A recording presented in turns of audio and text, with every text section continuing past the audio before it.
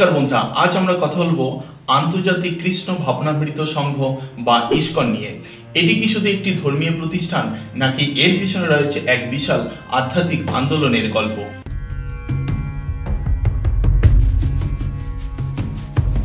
ইসকনের যাত্রা শুরু হয়েছিল 1966 সালে নিউ ইয়র্ক শহরে। এর প্রতিষ্ঠাতা ভক্তি বেদান্ত স্বামী প্রভুপাদ। তবে এই প্রতিষ্ঠান শুধু ধর্মীয় দিক দিয়েই আলোচিত নয়, বরং বিতর্ক ও সমালোচনার কেন্দ্রবিন্দু।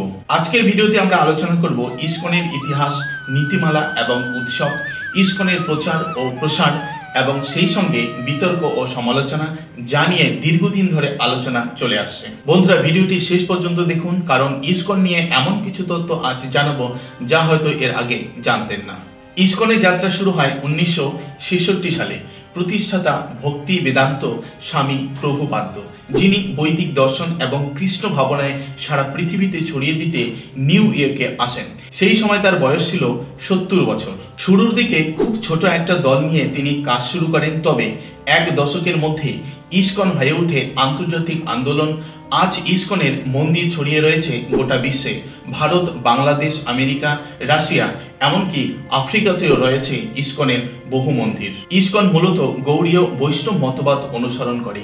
এই মতবাদের মূল শিক্ষা হলো কৃষ্ণই একমাত্র সর্বোচ্চ পরমেশ্বর। তাই ইসকনের ভক্তরা তাদের চিন্তা এবং কর্ম সবকিছু কৃষ্ণের প্রতি উৎসর্গ করেন।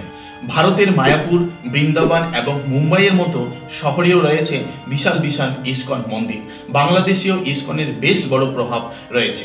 ঢাকা, চট্টগ্রাম, সিলেট সহ দেশের বিভিন্ন জায়গায় ইসকনের প্রায় 75টি মন্দির রয়েছে। বিশ্বব্যাপী ইসকনের শক্তি শুধু ধর্মীয় আন্দোলনই নয়, এটি বৈদিক শিক্ষা এবং সংস্কৃতির প্রচারও করেছে। এটি শুধু একটি সংগঠন নয়, বরং এটি জীবনধারা। ইসকনে যারা ভক্ত হিসাবে যোগ দেয়, তারা দীক্ষার সময় কিছু নিয়ম কানুন মেনে চলার শপথ নিয়ে থাকেন। এই নীতিগুলি তাদের জীবনধারা বদলে দেয়। প্রথমত, কৃষ্ণ প্রসাদ হিসাবে শুধু নিরামিষ খাবার গ্রহণ। তারা প্রাণীর প্রতি সহানুভূতিশীল এবং মাংসাশন থেকে বিরত থাকেন। দ্বিতীয়ত, নেশা জাতীয় দ্রব্য থেকে বিরত থাকা।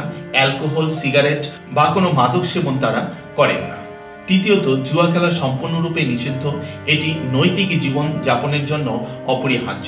চতুর্থ, অবৈধ যৌন পরিহার। এটি তাদের নৈতিক ও শুদ্ধ জীবনের অন্যতম অংশ। এই নিয়মগুলি তাদের শুধু আধ্যাত্মিকতার পথে পরিচালিত করে না, বরং সমাজের উন্নয়নের ভূমিকাও রাখে। ইসকনের উৎসবগুলি দেখলে বোঝা যায় তারা আনন্দ ও ভক্তির মেলবন্ধন কিভাবে তৈরি করে। জন্মাষ্টমী, ভগবান শ্রীকৃষ্ণের জন্মতিথি।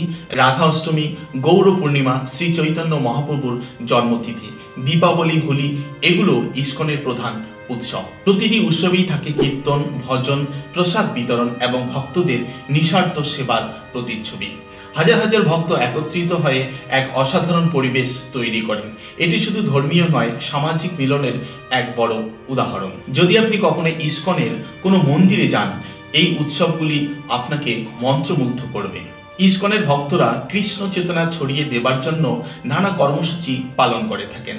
তারা প্রকাশ্য স্থানে হরে কৃষ্ণ মহামন্ত্র জপ করেন, বৈদিক বই বিক্রি করেন এবং বিভিন্ন জায়গায় শাস্ত্রের প্রচারও করে থাকেন। ইসকনের একটি বড় বৈশিষ্ট্য হলো, কৃষ্ণ ভক্ত হলে হিন্দু জন্মগ্রহণ করার কোনো প্রয়োজন নেই। জাতি, ধর্ম, বর্ণ নির্বিশেষে যে কেউ ইসকনের সঙ্গে যুক্ত হতে পারেন। এই ব্যাপারটি বৈশ্বরিক ধর্মীয় সম্প্রদায় হিসাবে আলাদা করেছে। তবে বন্ধুরা, ইসকনের যাত্রাপথ এতটাও মসৃণ ছিল না। 1970-এর দশক থেকে ইসকনের অভ্যন্তরীণ সংকট দেখা দেয়। প্রভুপাদের মৃত্যুর পর নেতৃত্ব নিয়ে বিভেদ তৈরি হয়। 1990-এর দশকে ইসকন শিশু নির্যাতনের অভিযোগে অভিযুক্ত হয়। এছাড়াও ইসকনের প্রকাশিত বইগুলোতে অন্যান্য হিন্দু দেবতাদের গুরুত্ব কম দেখানোর অভিযোগও উঠে। তাদের বিরুদ্ধে বলা হয় যে তারা শুধু কৃষ্ণকে সর্বোচ্চ দেবতা হিসাবে দেখিয়েছেন, অন্য দেবতাদের উপেক্ষা করে।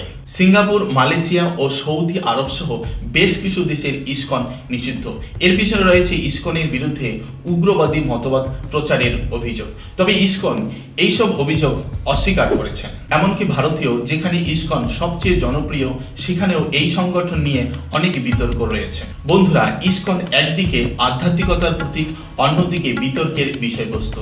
এটি লাখো মানুষের জীবনের অংশ, কিন্তু এর সমালোচনা ও বিতর্কের বিষয়গুলিও উপেক্ষা করা যায় না। আপনারা কি মনে করেন ইসকনের এই আন্দোলন সত্যি কি বৈষ্ণব ধর্মের গভীর দর্শন তুলে ধরে, নাকি এটি বিতর্ক ও সমালোচনারই অংশ? আপনার মতামত জানাতে অবশ্যই কমেন্ট করুন। ভিডিওটি যদি ভালো লেগে থাকে লাইক, শেয়ার এবং চ্যানেলটি সাবস্ক্রাইব করতে ভুলবেন না। আরো এমন বিষয় নিয়ে আসবো যা আপনাদের ভাবতে বাধ্য করবে। ধন্যবাদ, সকলে ভালো থাকবেন।